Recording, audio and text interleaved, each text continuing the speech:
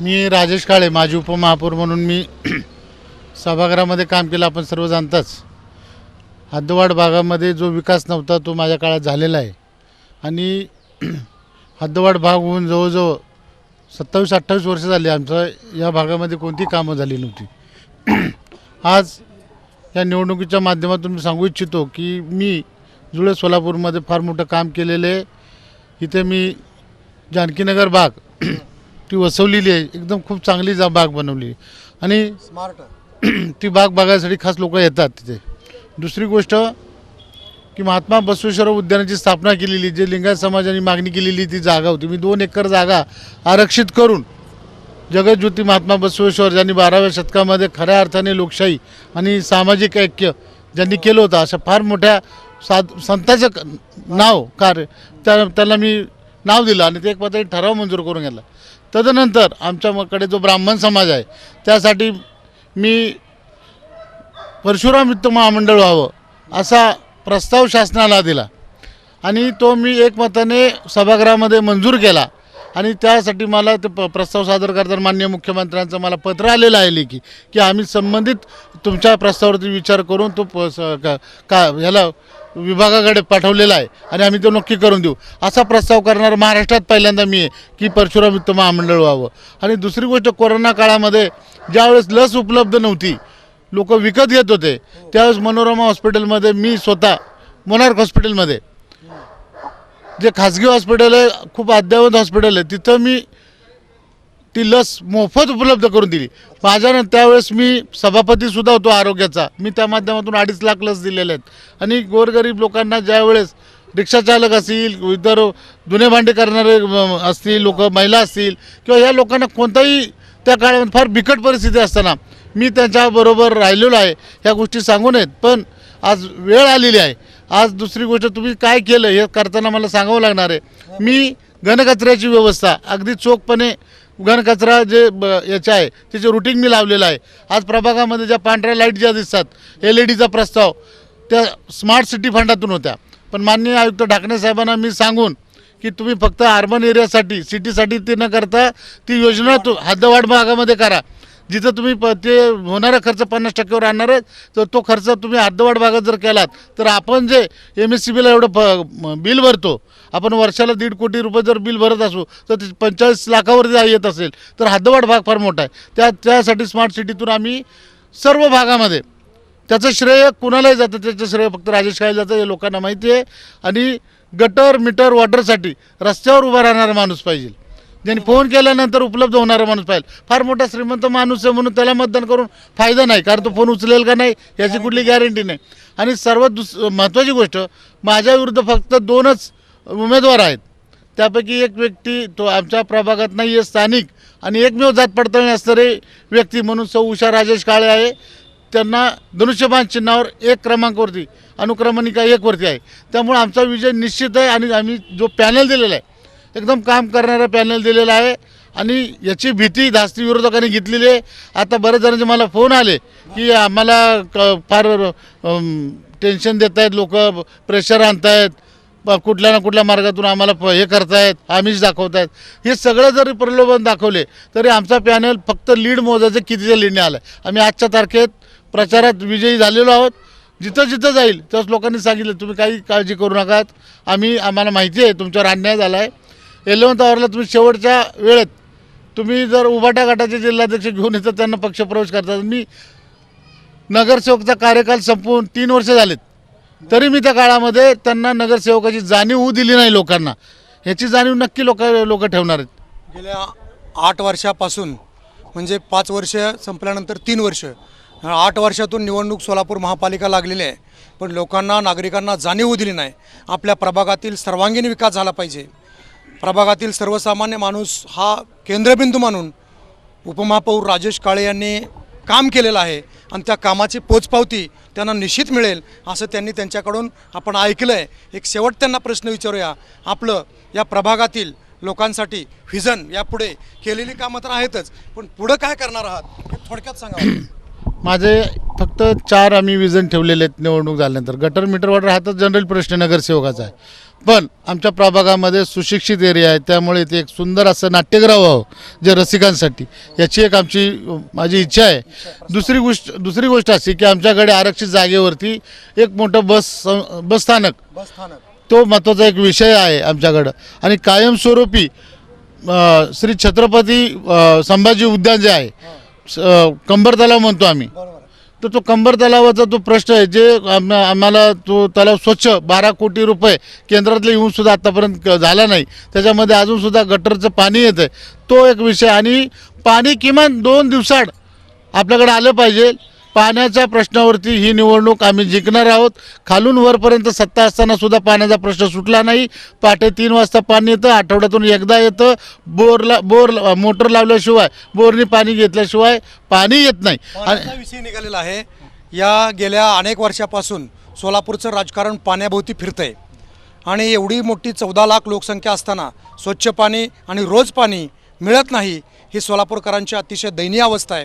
आणि आपणसुद्धा त्या सत्ताधारी पक्षात होता, तरी ते काम पाण्याचं झालेलं नाही. मग तुम्ही आता शिवसेना एकनाथ शिंदे गटातून पक्षातून निवडणूक लढवत आहात. सर्वप्रथम पाणी 2 दिवसाआडपेक्षा 1 दिवसाआड पाणी यावं असं आपल्याला वाटतं का? 100% मला वाटतं की रोज पाणी यावं. पण याच्यामध्ये ज्या वरिष्ठ नेत्यांची त्याच्यामध्ये आत्मीयता दिसून येत नाही. कारण आम्ही जरी महापालिकेत काय केलं तर महापालिकेचा जीव केवढा आम्हाला माहिती आहे. ह्यासाठी शासनाकडून आम्हाला भरपूर अशी निधी आणण्यासाठी एक मानसिकता लागते. मी तुम्हाला सांगतो की आमचे 5 वर्ष 2 देशमुखाच्या भांडणात गेलेत, हे आम्ही सांगायची गरज नाही. त्यामुळे ते दोघेही मंत्रिपदावरती नाहीत. ऐका, स्पष्ट भाषा सांगतो, हे प्रासंगिक कराराने एकत्र आलेत, ते असू द्यात. आज जर त्यांच्याकडे इच्छाशक्ती असती तर महानगरपालिकेमध्ये बहुमत असताना, राज्यात बहुमत असताना, केंद्रात बहुमत असताना ते सुटला नाही प्रश्न. आणि पाण्याच्या प्रश्नावरती त्यांनी भाषणं करतात, ते त्यांनी करू नये, हे दुर्दैव आहे. आणि आम्ही आता जरी शिवसेनेकडून असलो तरी आम्ही नगरविकास खातं हे माननीय आमच्या एकनाथ बाईंकडे आहे. नगरविकास खात्यातून आम्हाला निधी आम्ही त्यांच्याकडून मिळणार, गॅरंटी आहे. कारण त्यांचं काम बोलतं आहे. आज अशक्य वाटणारी योजना त्यांनी करून दाखवली, लाडकी बहीण. आज आम्ही कुठेही गेलो तर लोकांना विचारतो, काय तुम्हाला लाडकी बहिणीचे पैसे मिळालेत का? ते म्हणलं, दादा आम्हाला परवा दिवशी आमच्या खात्यावर पैसे जमा झालेत. आणि लोक आम्हाला सांगतात, अहो तुम्ही त्याचं श्रेय दुसऱ्याने घेऊ नये. जे एकनाथजींनी मुख्यमंत्री असताना जो ठोस निर्णय घेतला आहे, त्या निर्णयाचा जनतेला कळतं आहे. तुम्ही किती येड्यात काढा, आता तुम्ही रात्रीचं फिरणार लोकांना दम देता पैसे. अहो नेतृत्व कसं पाहिजे, रात्री पैसे वाटणार नसावं, पण रात्रीचा केव्हाही फोन गेला तर तो उभा असणारा असावं. असं नेतृत्व देण्यासाठी आम्ही हे खूप चांगला स्ट्रॉंग पॅनल दिलेला आहे. सर्वसामान्य माणसाच्या हाकेला रात्री अपरात्री हो म्हणणारा नेता असला पाहिजे, असं काळेंचं मत आहे. आणि आपला एक प्रश्न असा शेवटचा प्रश्न राहिला की आपण या एवढं निष्ठावंत भाजपमध्ये काम करूनसुद्धा आपलं जी उमेदवारी का मिळाली नाही याविषयी तुम्हाला इतिहास घडला प्रभाग 24मध्ये. याचं कारण सांगतो तुम्हाला. भारतात कुठेही थेट आरक्षण हे 3 वेळा पडत नाही. प्रभाग क्रमांक 24ला SC महिला हे थेट आरक्षण पडलं. तदनंतर ST महिला थेट आरक्षण पडलं. तदनंतर ते OBC आमचा एक सीट होतं, ते कॅन्सल करून नगरविकास खात्याकडून परत ते ओपन केलं. आणि ते फक्त प्रभाग 24साठी नगरविकास खात्याला GR काढायला भाग पाडलं. याच्यामुळे ह्याच्यात एक गोष्ट दिसून येते की विशिष्ट व्यक्तीला उमेदवारी मिळावी ओपनमधून, त्यासाठी एवढा झालेलं आहे सगळं. आणि ह्या गोष्टी शाश्वत सत्य आहेत. अहो आम्ही एक सांगतो तुम्हाला, थेट 3 आरक्षण एकाच प्रभागात का, हा कळीचा मुद्दा आहे. आणि याच्यामध्ये परत भाजपाने काय केलं की OBCचं सीट जे आहे ते ओपनला दिलं आहे. आणि 2 मोठ्या समाजाला, ब्राह्मण समाजाला तिकीट देतो म्हणले. त्यांना म्हणले की तुला उमेदवारी देणार आहेत, 3 वाजेपर्यंत थांबवलं. लिंगायत समाजाला म्हणले तुम्हाला उमेदवारी मिळणार आहे, तुमचा समाज. सगळ्यांना झुलवत ठेवलं. आणि 3:15 वाजता 3:18 यांचा AB फॉर्म आत गेलेला आहे. म्हणजे 3 वाजेपर्यंत तो AB फॉर्म दिला नाही यांनी. आणि त्या दोन्ही मोठ्या समाजांना आज एक राग आहे की आमच्या समाजाला का उमेदवारी नाही, तुम्ही OBCचा कॅन्डिडेट ओपनला उभा करताय, एक प्रकारे आम्हाला झुलवत ठेवताय. याचं मतपेटीतून आम्ही उत्तर देऊ. तुम्ही आम्हालाच दावणीला बांधून ठेवलं असं जर गृहीत धरलं असेल, तुम्ही आम्हाला काय गृहीत धरलं, आमची मतं कुठं जात नाहीत. हे कुठं जात आहेत, वोट बँक आमची आहे. ब्राह्मणाची मतं आम्हालाच पडतात. लिंगायत समाजाची मतं आम्हालाच पडतात, ही कुठं जात नाही.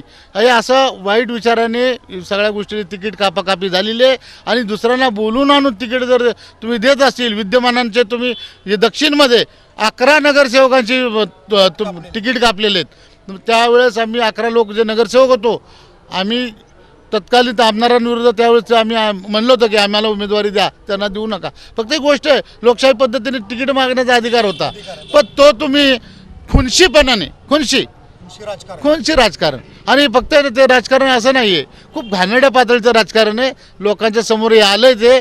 आणि मी तुम्हाला सांगतो, फक्त लीडचा प्रश्न आहे, त्यामुळे त्यांची झोप उडालेली आहे. पैसे वाटपाचे, बळीचे काय पाहिजे ते करा, पण प्रभाग 24 त्यांनी इगो प्रॉब्लेम केला आहे. राजेश काळे आला नाही पाहिजे त्याच्या घरच्या, तो पॅनलमधला एकही नाही आला पाहिजे. त्यांना बाकीचे पॅनलमधले सगळे पडले तरी चालतील.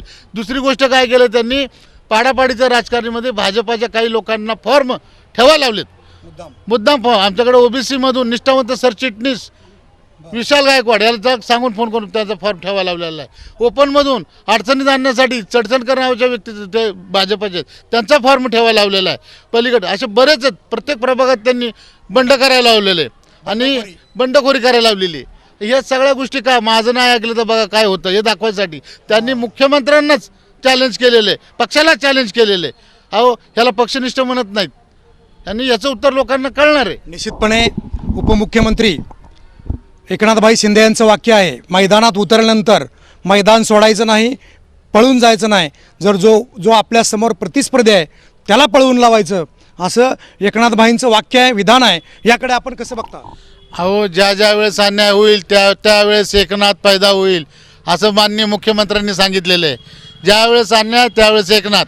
अहो या माणसाने शून्यातून हे केलेलं. आजसुद्धा बॉटम लेवलला, ग्राउंड लेवलला काम करणारी व्यक्ती म्हणून आज आमचे नेतृत्व आहे.